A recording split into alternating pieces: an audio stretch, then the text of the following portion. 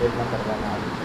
આજ રોજ રક્ષાબંધનના દિવસે તમામ કેદી ભાઈઓને પોતાની બહેનોને રૂબરૂમાં રક્ષા બાંધી શકે તે બાબતે તમામ પ્રકારની વ્યવસ્થા કરવામાં આવી છે.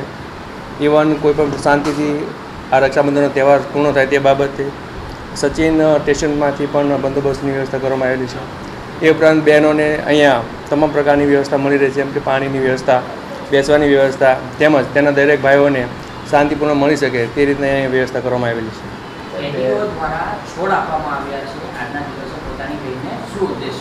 એનો ઉદ્દેશ એવો છે કે આપણે એક વીર પસલીનો એક તહેવાર હોય છે કે જેમાં એવું હોય છે કે જે ભાઈ એક પોતાના બહેનને ગિફ્ટ આપે છે.